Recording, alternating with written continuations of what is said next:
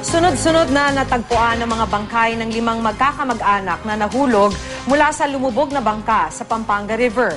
Lumabas sa investigasyon na butas-butas ang bangkang sinakyan ng mga biktima. Umuulan din daw ng malakas sa lugar kaya napahamak ang grupo. Makibalita tayo kay Jasmine Gabriel. Tanggap ko na po mga anak ko, mga apo ko. Pakita mo na po sa amin. Nung sinabi ko yon, ang anak ko biglang lumitaw. Ito na lang.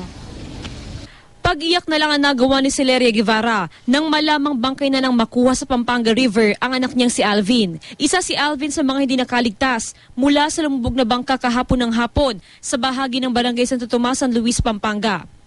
Ang isa sa 2 nakaligtas na si Michael Galarido, mangiyak-ngiyak na ikinuwento ang sinapit ng kanyang pamilya. Habang namamangka raw sila, pinasok ng tubig at lumubog ang kanilang bangka. Nagulat po ako, umangat na ng gano'n, nagsigawan na sila. Nakita ko na po, napuno na yung bangka namin, sabay lubog. Nagsigawan na po kami ron at tumulong. Marami na pong tao doon sa kabila, wala naman po talagang tumulong sa amin. Bakasyonista mula sa Quezon City ang mag-anak. Nagkayayaan daw silang mamangka para tumawid sa ilog para maligo sa kabilang bahagi nito. Pero sa lakas ng agos, pinasok ng tubig ang kanilang bangka. Bigla rin daw bumuhos ang malakas na ulan noon.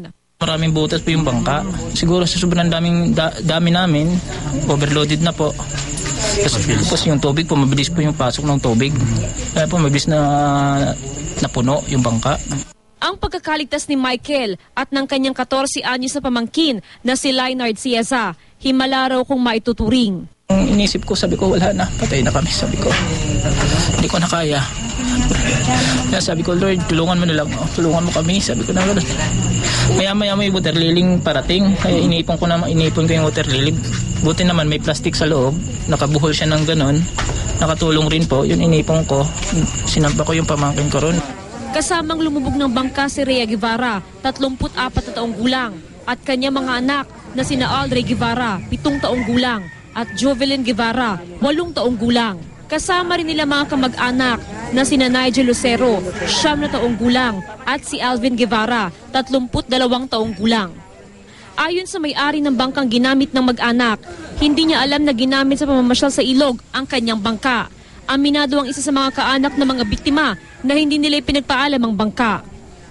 Jasmine Gabriel, Nagbabalita, Pilipinas.